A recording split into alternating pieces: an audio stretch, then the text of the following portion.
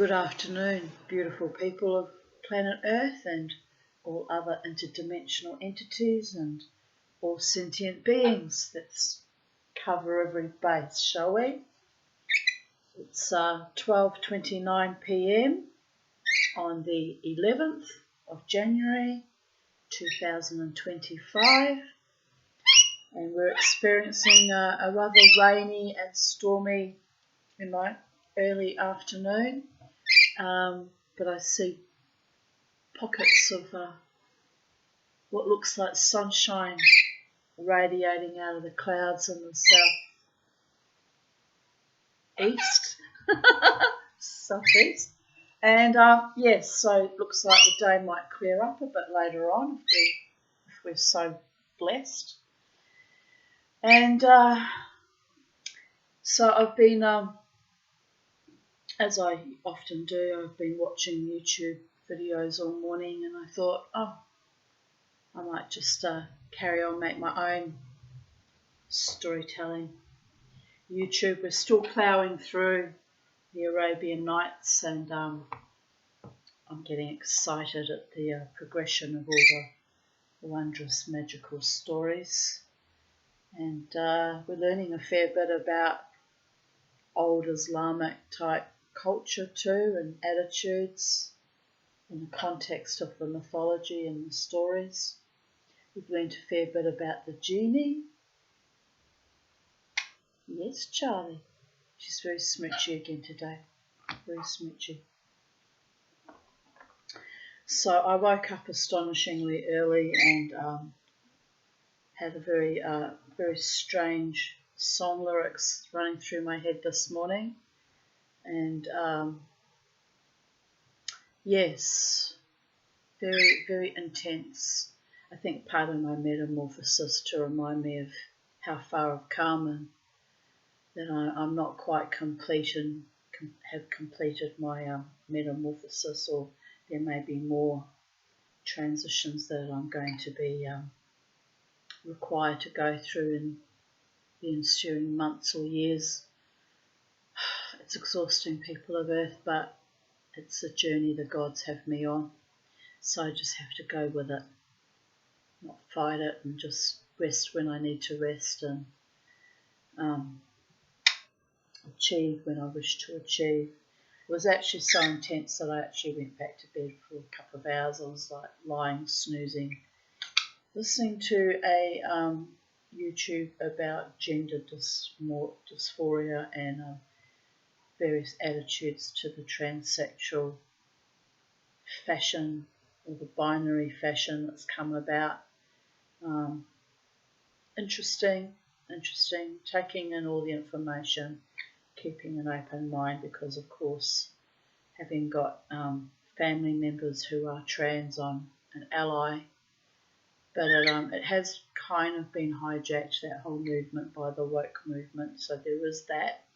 Got a little bit too weird even for my liking, so I'm just trying to, keep an open mind and keep abreast of the situation, literally. And anyway, it doesn't impact on me personally, since I'm a heterosexual, celibate, asexual, hoping to change that sometime in the future. Dear goddess. And I'm sitting here with my little birdie, but I do worry for my gay and trans friends and family, that they get treated with equal rights, equal human rights, like everyone else should be afforded. And these swallow murmurations, these shifts in consciousness and attitudes that can often go full circle and become quite fascist and evil, as we saw in Nazi Germany, are a great concern to me. So I'm just kind of, making sure I keep awake and aware of what's actually going on as much as possible. Not that I have any capacity to save myself or anyone else, should society devolve any further into anti-humanism, just put it that way delicately. So Oh my goodness, you're having such a smooch session the last few days. Even my birdie's in love, like fully in love, man. What's got into you all, Charlie? Everyone's manifesting this deep passion and in loveness. It's delightful, but in some ways a little bit disturbing. Apparently we've gone through a major shift with Schumann frequencies have been beating down on the earth, and that makes sense. It would explain why I've been so exhausted the last week. I'm very sensitive to shifts in cosmic rays and energy, but I hadn't really kind of connected it up. I thought it was just me being tired more than usual because I've been active more than usual. Now, no fighting. You don't change your mind and get all savage the minute you get what you want. You savage little beastly bird. Yes, it's very, very, very, very unpredictable at times. Anyway, we'll carry on with reading Ali, Khwajah, and the Merchant of Baghdad. "Oh dear, my sister," quoth Scheherazade to Dunyazad the following evening, "be not thou downhearted.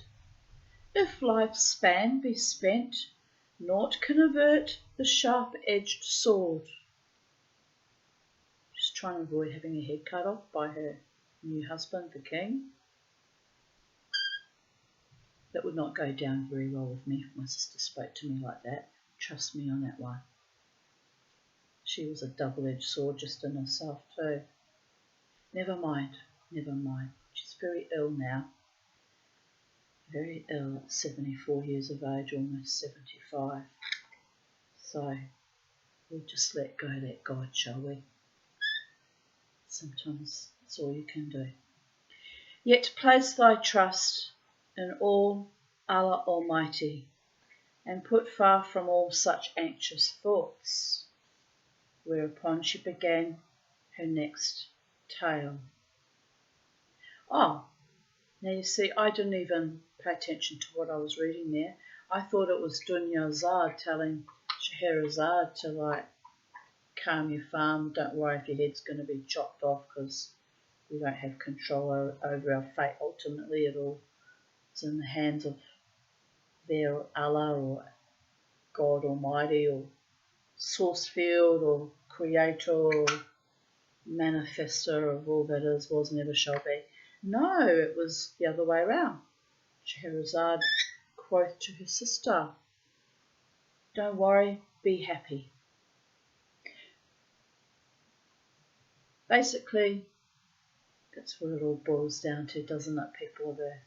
Not worrying, striving to be happy, living your best life, and being with your true beloved ones. Like Charlie and I having some weird kind of cosmic smooch. But it's not a cosmic smooch, Mother. It's an actual smooch. I'm right here in 3D reality, smooching you. There's nothing cosmic about it. I'm here, Mama. Are you here? Yes, I'm here. I'm here. Astonishingly tired, but I'm here. Okay, Mama. Let's go, Mama. Let's do the smooch. Ready?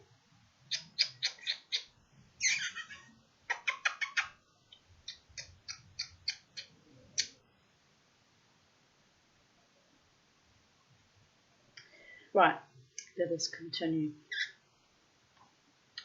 Under the reign of Caliph, here's all funny again, by the gods. Under the, I can't focus, can I? Anyone would think I've got ADHD. It's not, I haven't officially got it, but I'm starting to wonder if I'm developing it, people of Earth. Let me maintain focus. Breathe in, breathe out. Let's start the story again. Under the reign of Caliph Harun al-Rashid, there dwelt in the city of Baghdad a certain merchant, Ali Khwajah hight, who had a small stock of goods wherewith he bought and sold and made a bare livelihood, abiding alone and without a family in the house of his forebears.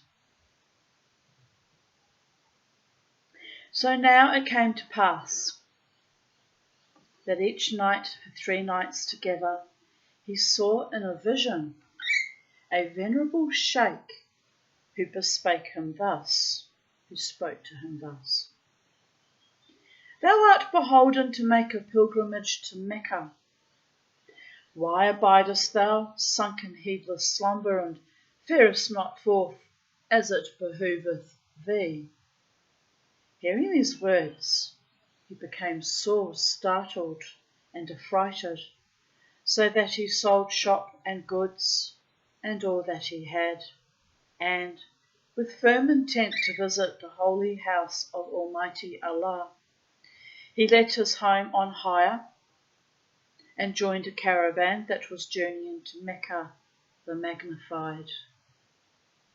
But ere he left his natal city, he placed 1,000 gold pieces, which were over and above his need for the journey, within an earthen jar filled up with asafiri, or sparrow olives. Never heard of them. And, having made fast the mouth thereof, he carried the jar to a merchant friend of many years' standing, and said, Belike, O my brother, thou hast heard tell that I purpose going with a caravan on pilgrimage to Mecca, the holy city. So I have brought a jar of olives, the which, I pray thee, preserve for me in trust against my return. The merchant at once arose and, handing the key of his warehouse to Ali Khwajah, said, Here, take the key and open the store, and therein place the jar anywhere thou choosest, and when thou shalt come back, thou wilt find it even as thou leftest it. Sweet, isn't it? A good friend you can trust with your olives. Of course, he doesn't know there's 1,000 pieces of gold inside it. Maybe he would not have been quite so trustworthy under those circumstances. I guess we're about to find out. The merchant at once arose and, handing the key of his warehouse, oh, dear goddess, I read that. Hereupon, Ali Khwajah did his friend's bidding and, locking up the door, returned the key to its master. You, madam, you're a very demanding madam lately. Yes, you are, a very demanding bird. I know. No! We're reading stories to the people of Earth and all interdimensional entities. Calm your farm, Charlie. Then, loading his travelling goods upon a dromedary and mounting a second beast, he fared forth with the caravan. She wants to know which interdimensional entities we're reading to. I don't know. Wherever our airways bounce off in the ether, of whichever satellite transmits to whichever planet or whichever dimension. I don't know. I'm not the boss of these things. I just read the stories in my haphazard, weird-ass kind of way, and eventually we get there in the end. She's processing that gnosis.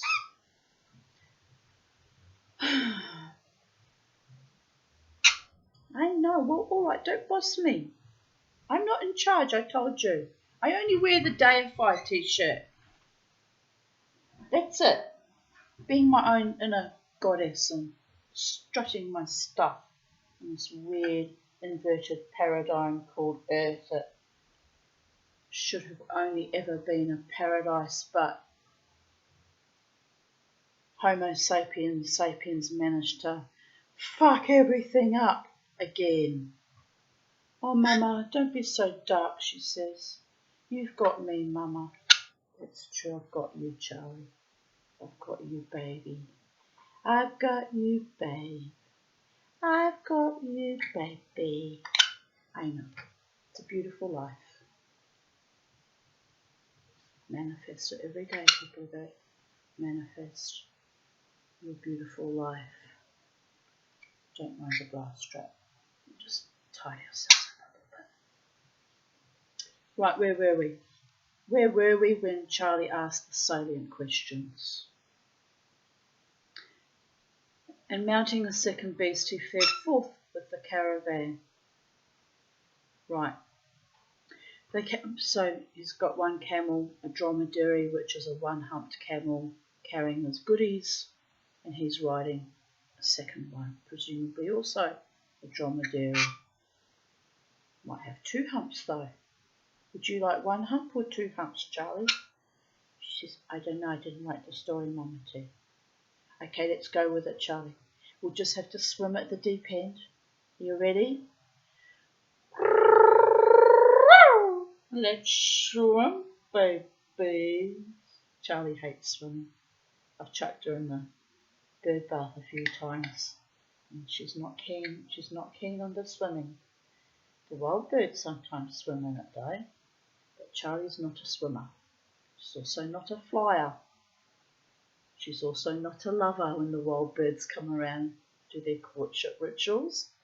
What do you do on this planet actually, Charlie? She says, I ask you salient questions and I expect salient answers, Mama T. Okay, Charlie, you as the new world leader. Times 20. She's the last of them, aren't you? The last of the pets that have taken over the world with their cuteness overload. The last one to be in charge of sacred space. Yes, I know. All right. So they came at length to Mecca the Magnified, and it was the month Zu al-Hijjah, wherein myriads of Muslims hie thither on pilgrimage and pray and prostrate, that means to lie down, flat on the ground, before the Kaaba temple. Yes, Charlie. Yes, Charlie. And when he had circuited the holy house and fulfilled all the rites and ceremonies required of palmers, people holding palms, I don't know, he set up a shop for sale of merchandise. By chance, two merchants passing along that street espied the fine stuffs and goods in Ali Khwajah's booth, and approved much of them and praised their beauty and excellence. Presently, quoth one to other, this man bringeth here most rare and costly goods. Now in Cairo, the capital of Egypt land, would he get full value for them, and far more than in the markets of this city. Hearing mention of Cairo, Ali Khwajah conceived a sore longing to visit that famous capital. We must go one day, Charlie. Well, Mama wants to go and see the pyramids in Giza. I don't think Giza's in Cairo. But that's where we want to go. We want to see all the sacred spaces before Mama T dies. I'm running out of fucking time and I've got no money. So it's not going to happen. But on the other hand, right now we're in downtown Mecca.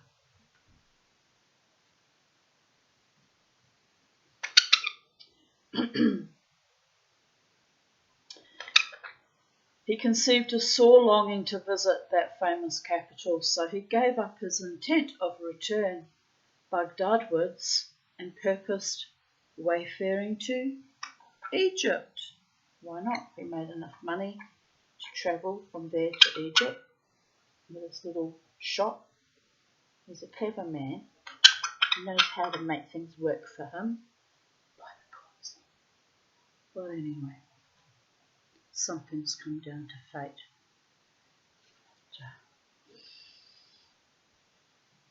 Keep dreaming the psychedelic dream and manifesting babies.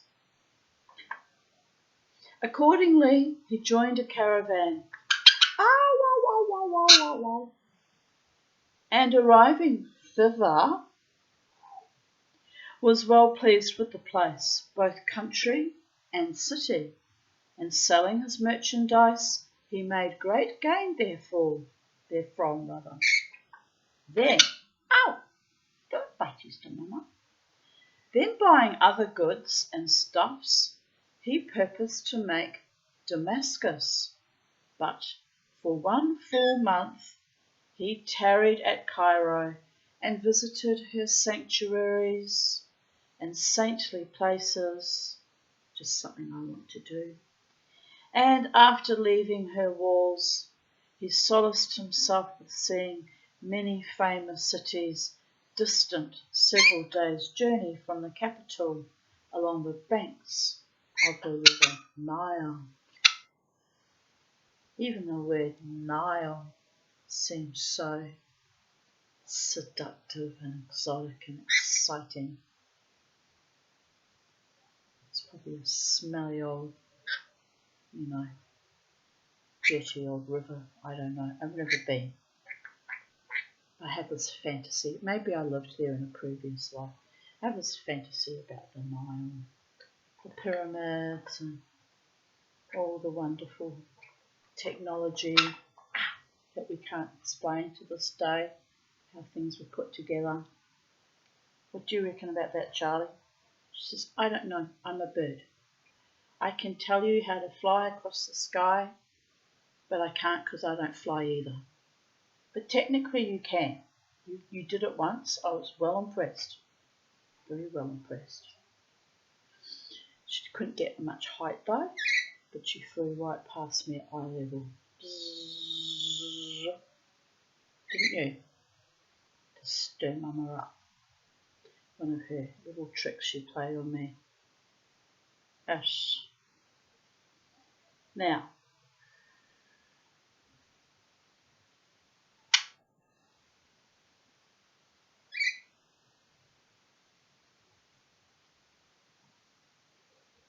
here they've referred to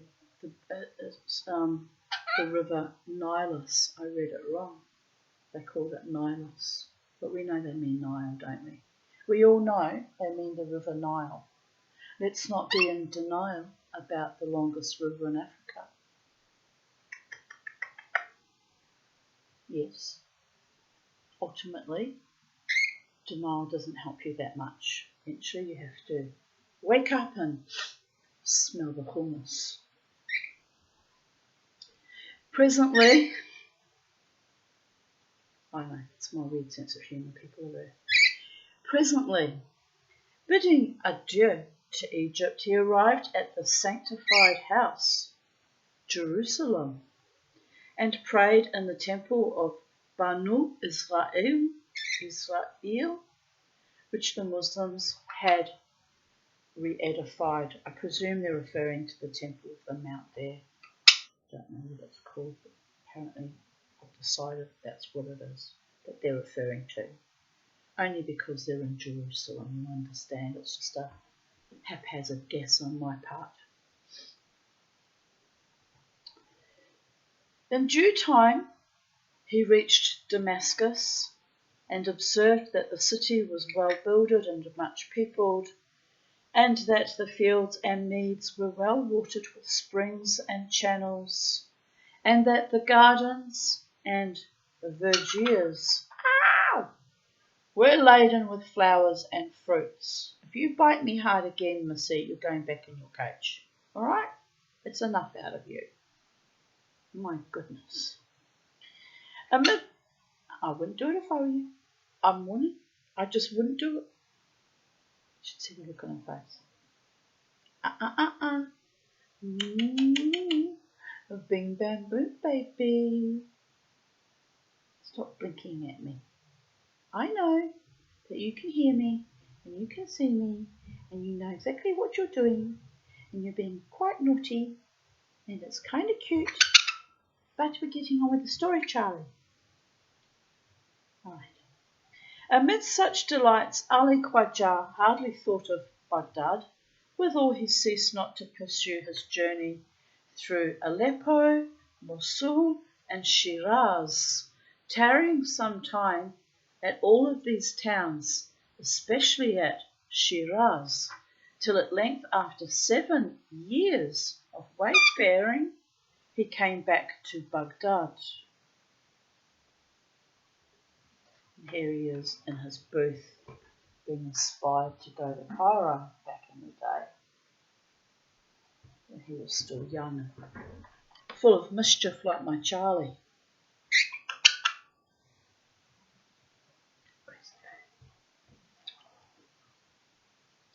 Yes, I know.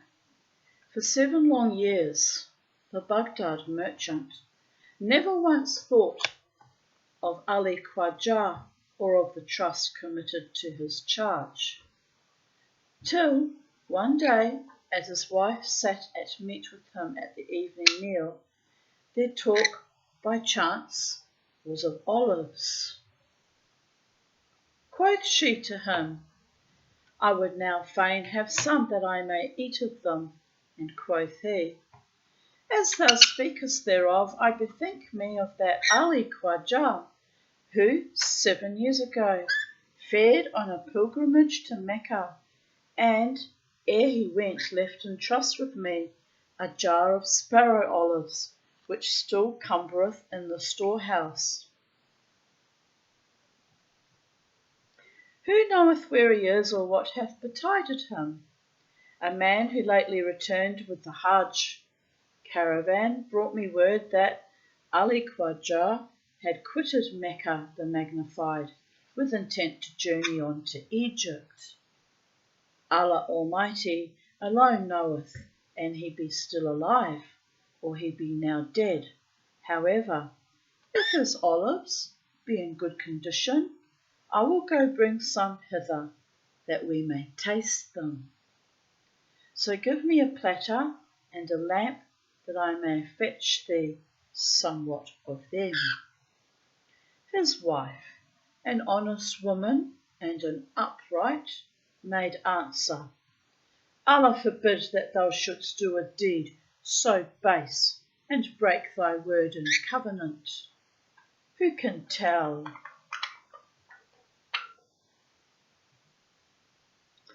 Thou art not she doesn't like it when I sound angry.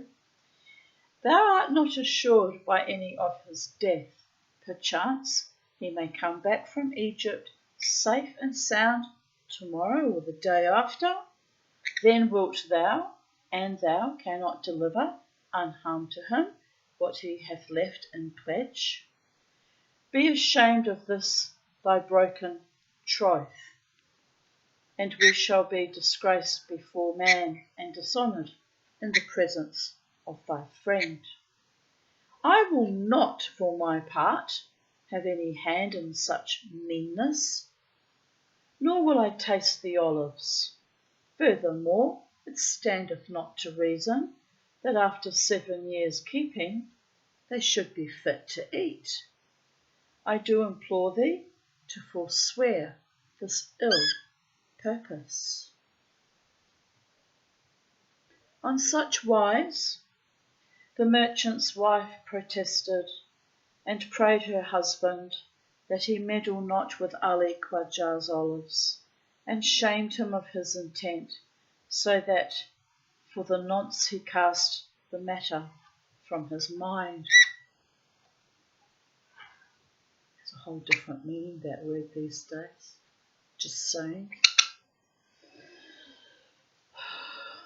However, although the trader refrained that evening from taking Ali Khwajah's olives, yet he kept the design in memory until one day, when, of his obstinacy and unfaith, he resolved to carry out his project, and rising up walked towards the storeroom, dish in hand. Yes, Charlie. By chance he met his wife, who said, I am no partner with thee in this ill action. In very truth some evil shall befall thee, and thou do such deed.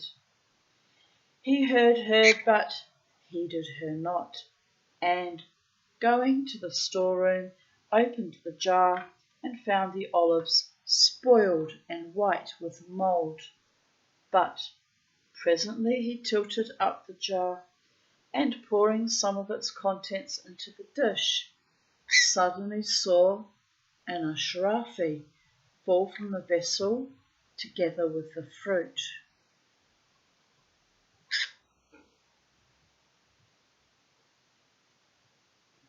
Then, filled with greed, he turned out all that was within into another jar, and wondered with exceeding wonder to find the lower half full of gold coins. Yes, my love. Presently, putting up the monies and the olives, he closed the vessel, and going back said to his wife, Thou spakest sooth, for I have examined the jar, and have found the fruit mouldy and foul of smell, wherefore I returned it to its place, and left it as it was aforetime. That night the merchant could not sleep a wink, for thinking of the gold, and how he might lay hands thereon. And when morning morrowed,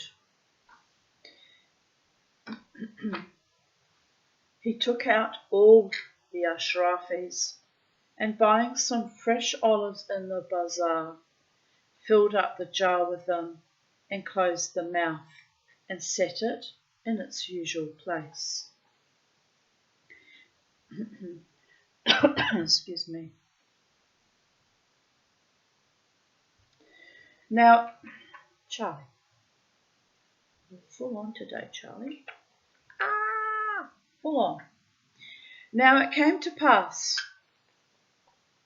by Allah's mercy, that at the end of the month, Ali Khwajah returned safe and sound to Baghdad, and he first went to his old friend, to wit the merchant, who, greeting him with feigned joy, fell on his neck, but withal was sore troubled and perplexed at what might happen. After salutations and much rejoicing on either part, Ali Khwajah bespake the merchant on business, and begged that he might take back his jar of Asafiri olives, which he had placed in charge of his familiar.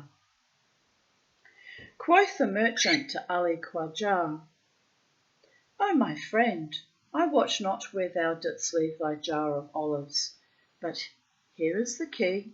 Go down to the storehouse, and take all that is thine own.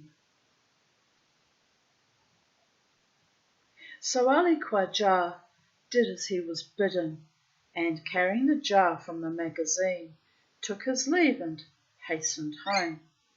But when he opened the vessel and found not the gold coins, he was distracted and overwhelmed with grief, and made bitter lamentation. Then he returned to the merchant and said, O my friend, Allah the All-Present and the All-Seeing, be my witness that, when I went on my pilgrimage to Mecca the Magnified, I left 1,000 ashrafis in that jar, and now I find them not. Canst thou tell me aught concerning them? And thou, in thy sore need, have made use of them. It mattereth not so, thou wilt give them back as soon as thou art able. The merchant, apparently pitying him, said, O good friend, thou didst thyself with thine hand set the jar inside the storeroom. I wist not that thou hadst aught in it save olives. Yet, as thou didst leave it, so in like manner didst thou find it and carry it away. And now thou chargest me with theft of Ashrafis? It seemeth strange and passing strange that thou shouldst make such accusation. When thou wentest, thou madest no mention of any money in the jar, but saidst that it was full of olives, even as thou hast found it. Hadst thou left gold coins therein, then surely thou wouldst have recovered them. Really thought it through, didn't he? Hereupon Ali Khwajah begged hard with much entreaty, saying, Those 1,000 Ashrafis were all I owned, the money earned by years of toil. I do beseech thee, have pity on my case, and give them back to me. Replied the merchant, waxing wroth with great wrath, O my friend, a fine fellow thou art to talk of honesty, and withal make such false and lying charge. Begone, hie thee hence, and come not to my house again, for now I know thee as thou art, a swindler and impostor. Hearing this dispute between Ali Khwajah and the merchant, all the people of the quarter came crowding to the shop. The multitude which thronged about the merchant's shop warmly took up the matter, and thus it became well known to all, rich and poor, within the city of Baghdad, how that one Ali Khwajah had hidden 1,000 Ashrafis within a jar of olives. What got into you, madam? And had placed it on trust with a certain merchant.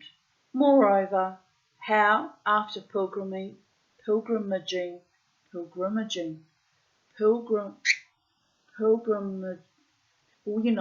on a pilgrim to Mecca, on a pilgrimaging, that's it, to Mecca, and 7 years of travel the poor man had returned, and that the rich man had gainsaid his words, anent the gold, and was ready to make oath that he had not received any trust of the kind, which is technically not a lie, since he wasn't actually told there was gold in the olive jar, but it's still a dirty trick he played on his friend. At length, when naught else availed, Ali Khwajah was constrained to bring the matter before the Qazi, and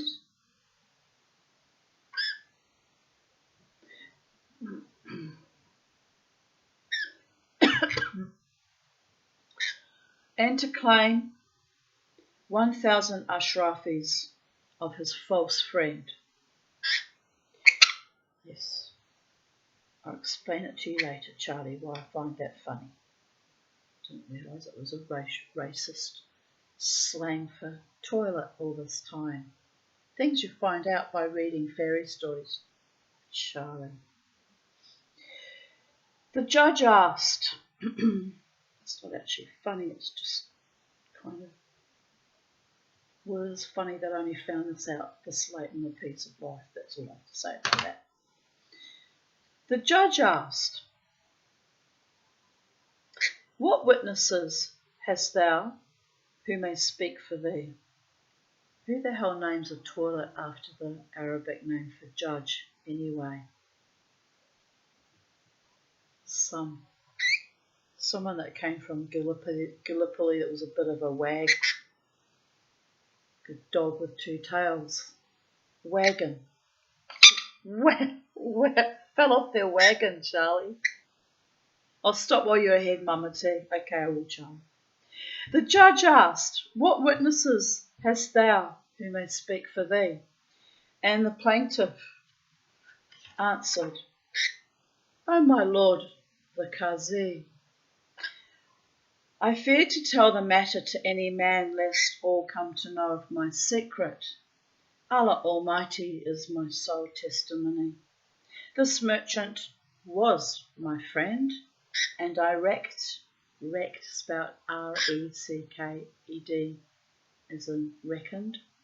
I recked not that he would prove dishonest and unfaithful. Dear Goddess.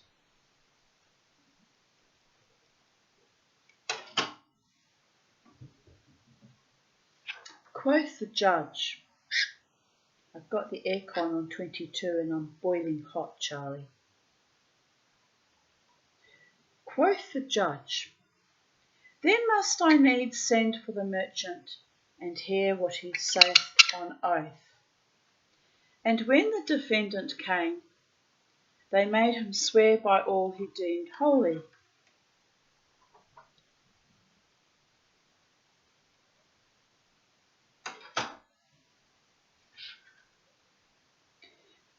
Facing Kaaba wards, facing towards that black cube called the Kaaba, with hands uplifted. And he cried, I swear that I know naught of any Ashrafis belonging to Ali Khwajah. Hereat, the Qazi pronounced him innocent and dismissed him from court.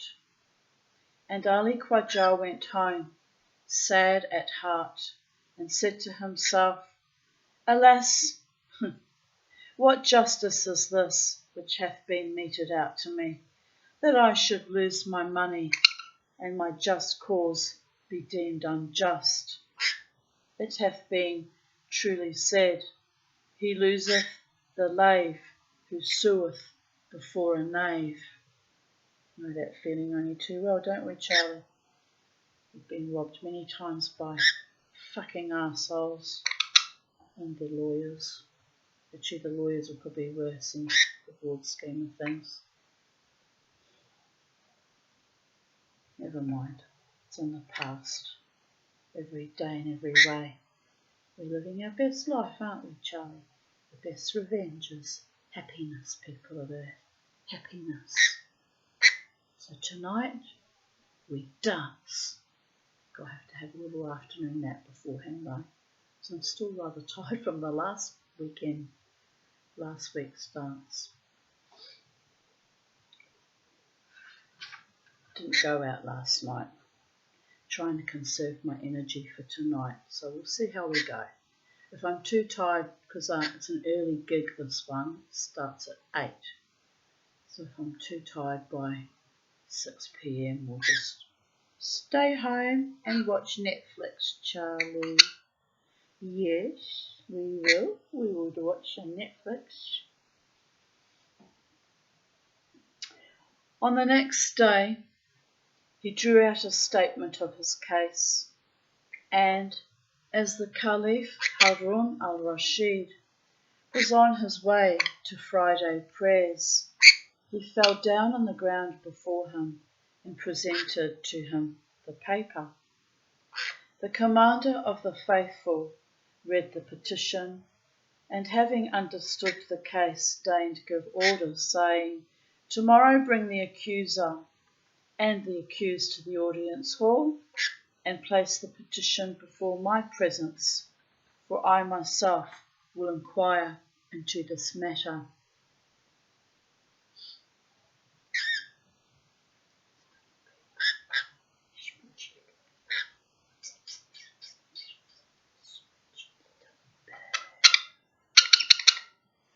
It's still raining, Charlie.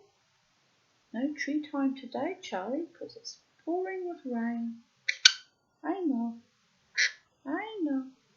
You're a lucky birdie that you don't have to live out in the rain in your nest with all your brethren being cute. Yes, maybe they're happier than you, but on the other hand, you're high and dry. That night the Prince of True Believers, as was his wont, donned disguise to walk about the squares of Baghdad and its streets and lanes, and accompanied by Jafar the Barmaki and Masrur the sworder of his vengeance, proceeded to espy what happened in the city. All right, calm down. Don't be silly. What are you doing? What are you doing, Charlie? Anarchy and chaos. Anarchy and chaos. Oh, am I not scratching you enough? Are you not being scratched? So you're going to throw a tantrum, demand attention from the mama? Oh my goodness. You've had so much attention since I've started doing these fairy stories. So much attention. Now she's an attention junkie. She can't get enough of the mama tea. She wants more and more and more.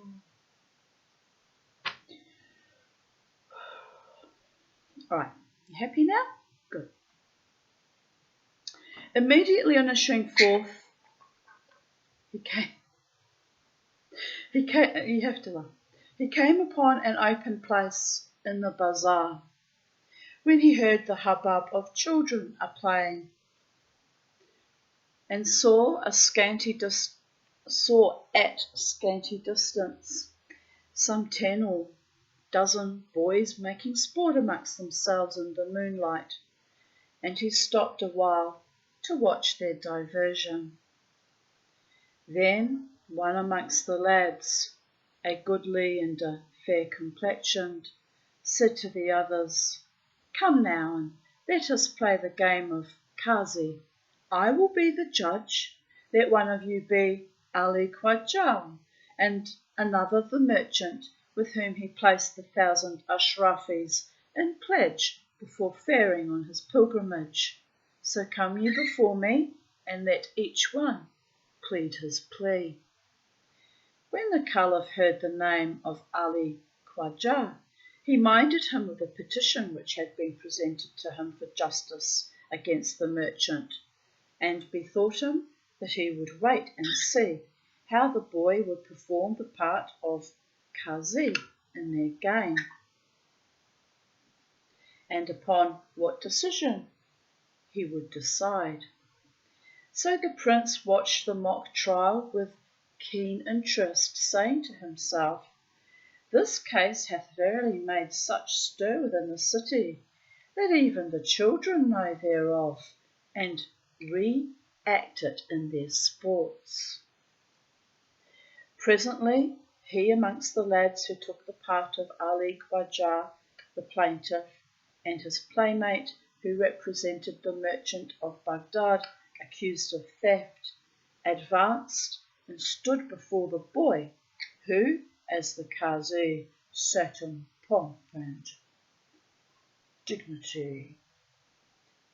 Quoth the judge, "O Ali Khwajah, what is thy claim against this merchant?" And the complainant preferred his charge in a plea of full detail. Then said the Qazi to the boy who acted merchant, "What answerest thou to this complaint, and why didst thou not return the gold pieces?" The accused made reply even as the real defendant had done, and denied the charge before the judge, professing himself ready to take oath thereto. It's like all the fake statutory, what are they called? Statutory bullshit that my mother's con man husband wrote about me, all the full of lies. And the judges just lapped it up like it was manna from heaven. Filthy dogs that they all were. They were such blatant lies. I can't believe a judge with all those years of training as a lawyer couldn't see through it. It's disgraceful. Absolutely disgraceful.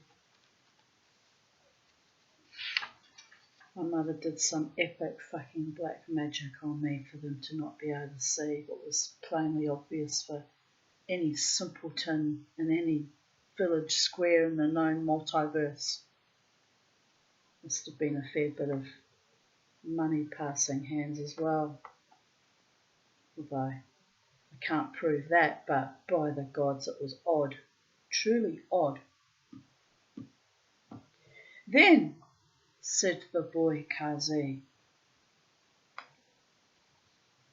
Spirit just said, the Lord taketh away, but watch out when the Lord giveth back. Oh yeah, whatever, promises, promises. You have to laugh. Then said the boy Kazi, ere thou swear on oath that thou hast not taken the money, I would fain see for myself the jar of olives which the plaintiff deposited with thee on trust. Then, turning to the boy who represented Ali Khwajah, he cried, go thou and instantly produce the jar, that I may inspect it. And when the vessel was brought, the Kazi said to the two contentious, see now, and say me, be this the very jar which thou, the plaintiff, leftest with the defendant? And both answered that it was, and the same. Then said the self-constituted judge, open now the jar and bring hither some of the contents, that I may see the state in which the Asafiri olives actually are. Then, tasting of their fruit, how is this? I find their flavour is fresh and their state excellent. Surely, during the lapse of 7-12 months, the olives would have become mouldy and rotten. Bring now before me 2 oil merchants of the town, that they may pass opinion upon them. Then 2 other of the boys assumed the parts commanded, and coming into court stood before the Kazi, who asked, are ye olive merchants by trade? They answered, we are, and this hath been our calling for many generations, and in buying and selling olives we earn our daily bread. Then said the Kazi, tell me now, how long do olives keep fresh and well flavoured? And said they, O my lord, however carefully we keep them, after the 3rd year they change flavour and colour, and become no longer fit for food. In fact, they are good only to be cast away. Thereupon quoth the boy Kazi, examine me now these olives that are in this jar, and say me how old are they, and what is their condition and savour. The 2 boys who played the parts of oil merchants pretended to take some berries from the jar and taste them, and presently they said, O our lord the Kazi, these olives are in fair condition and full flavoured. Quoth the Kazi, ye speak falsely, for 'tis 7 years since Ali Khwajah put them in the jar as he was about to go a pilgrimaging. And quoth they, say whatso thou wilt, those olives are of this year's growth, and there is not an oil merchant in all Baghdad but who will agree with us. Moreover, the accused was made to taste and smell the fruits, and he could not but admit that it was even so as they had avouched. Then said the boy Kazi to the boy defendant, 'Tis clear thou art a rogue and a rascal, and thou hast done a deed wherefore thou richly deservest the gibbet. Hearing this, the children frisked about and clapped their hands with glee and gladness. Then seizing hold of him who acted as the merchant of Baghdad, they led him off as to execution. The commander of the faithful, Harun al-Rashid, was greatly pleased at this acuteness of the boy who had assumed the part of the judge in the play, and commanded his wazir, Jafar, saying, "Mark well the lad who enacted the qazi in this mock trial, and see that thou produce him on the morrow. He shall try the case in my presence substantially and in real earnest, even as we have heard him deal with it in play.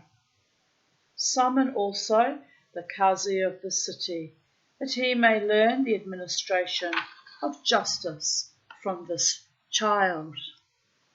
Moreover, send word to Ali Khwajah, bidding him bring with him the jar of olives, and have also in readiness 2 oil merchants of the town." Thus, as they walked along, the Caliph gave orders to the wazir, and then returned to his palace. So on the morrow, Jafar the Barmaki went to that quarter of the town where the children had enacted the mock trial, another typo, and asked the schoolmaster where his scholars might be, and he answered, "They have all gone away, each to his home." So the minister visited the houses pointed out to him, and ordered the little ones to appear in his presence. Accordingly, they were brought before him, when he said to them, "Who amongst you is he that yesternight acted the part of qazi in play, and passed sentence in the case of Ali Khwajah?" The eldest of them replied, "'Twas I, O my lord the wazir," and then he waxed pale, not knowing why the question was put. Cried the minister, "Come along with me, the commander of the faithful hath need of thee." At this the mother of the lad was sore afraid and wept, but Jafar comforted her and said, "O my lady, have no fear, and trouble not thyself. Thy son will soon return to thee in safety, Inshallah, God willing, and methinks the Sultan will show much favour unto him." The woman's heart was heartened on hearing these words of the wazir, and joyfully dressed her boy in his best attire, and sent him off with the wazir, who led him by the hand to the Caliph's audience hall, and executed all the other commandments which had been issued by his liege lord.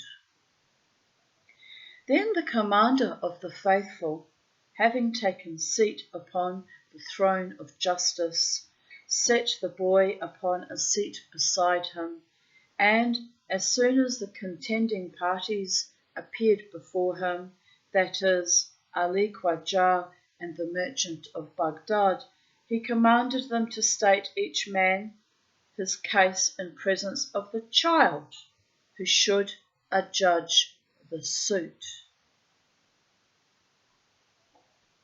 So the two, plaintiff and defendant, recounted their contention before the boy in full detail, and when the accused stoutly denied the charge and was about to swear on oath that what he said was true, with hands uplifted and facing Kaaba wards, the child qazi prevented him, saying, "Enough! Swear not on oath till thou art bidden, and first let the jar of olives be produced in court." Forthwith the jar was brought forward and placed before him, and the lad bade open it. Then, tasting one, he gave also to 2 oil merchants who had been summoned, that they might do likewise, and declare how old was the fruit, and whether its savour was good or bad.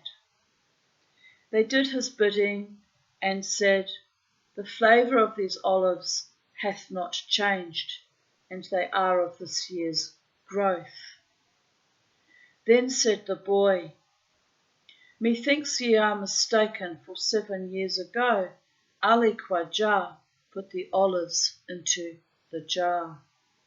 How then could fruit of this year find their way therein? But, they replied, 'tis even as they say, and thou believe not our words sent straightway for other oil merchants, and make inquiry of them, so that thou know if we speak sooth or lies. But when the merchant of Baghdad saw that he could no longer avail to prove his innocence, he confessed everything, to wit, how he had taken out the ashrafis and filled the jar with fresh olives. Hearing this, the boy said to the Prince of True Believers, O gracious Sovereign, last night in play we tried this cause, but thou alone hast power to apply the penalty. I have adjudged the matter in thy presence, and I humbly pray that thou punish this merchant according to the law of the Koran and the custom of the Apostle, and thou decree the restoring of his 1,000 gold pieces to Ali Khwajah, for that he hath been proved entitled to them. The Caliph ordered the merchant of Baghdad to be taken away and hanged, after he should have made known where he had put the 1,000 ashrafis, and that these should have been restored to their rightful owner, Ali Khwajah. He also turned to the Qazi, who had hastily adjudged the case, and bade him learn from that lad to do his duty more sedulously and conscientiously. Oh, the filthy, corrupt judges I've come across in my time. By the gods, one, I told him off and his wig actually slipped sideways because he knew I was right. Or he was rotten to the core. Everyone was so afraid to stand up to him, but I watched him all day destroy the lives of woman after woman after woman, and when he came to me I said, Your Worship, I've got nothing left to lose. Your conduct today has been an utter disgrace. I tore strips off him. Suddenly he was backpedaling as fast. Oh, we'll go for disclosure. You'll go for fraud. I said, Your Worship, that will involve even more lawyers and even more money expended on a lost cause since you're all so patently corrupt. I walked out on my dignity with my head high, broke and broken, but I went out in a blaze of my own glory, babies. I bet you that judge never fucking forgot me as long as he lived too. Feckless cur. But anyway, moving on and living happily ever after.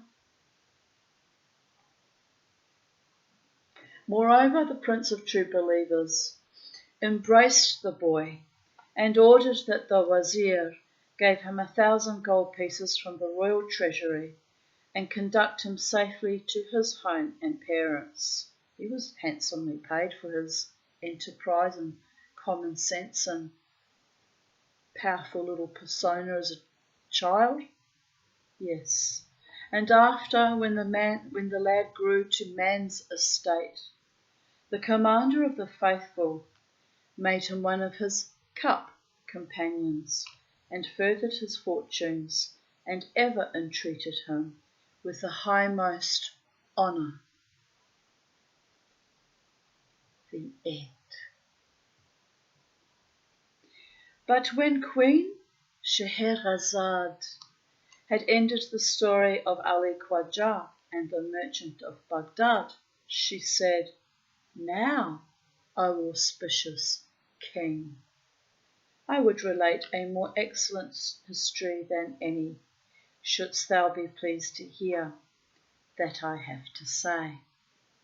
And King Shahryar replied, By Allah, what an admirable tale is this thou hast told.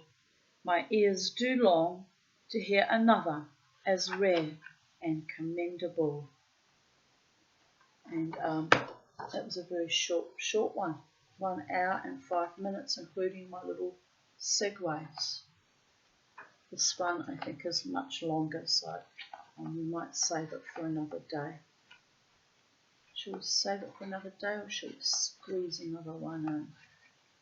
Let me see. No, it's definitely a 2 video one, this one. Anyway, I am very exhausted still, so we'll just stop that one story today, and it just shows you children can sometimes be wiser than adults, and it is what it is, people are there. Have a beautiful day wherever you are in the space-time continuum. Yes, I'm going to have to glue that down so it doesn't swivel out of place. And I might do that later. And where were we? Yes, have a wonderful day, afternoon, evening, night, morning, wherever you are in the space-time continuum. My prayers go out to LA at the moment, suffering horrendously with those horrendous fires, and it's just ghastly beyond belief. So even more of a potent reminder to hold your true loves precious and stay close with them, hold them close, because at any given moment in time and space on planet Earth, you never know when your last day might come, or when you're about to, if not lose your own life, lose everything. So be good and kind and do the right thing, even if it sometimes hurts a little bit, and be honourable and just and fair-minded, and love who you love, and be courageous, and fight for the ones that you know need fighting for, and hold true like glue, and love to you all. Bye for now, people of Earth, and all interdimensional entities, and all sentient beings. Charlie's still chewing on my arm. Say goodbye to the people of Earth, Charlie. Say goodbye to the people of Earth. No? You're not going to look at the camera. Look. You're not going to face them. Yeah, over there. Oh, there you go. Say goodbye. Say bye-bye.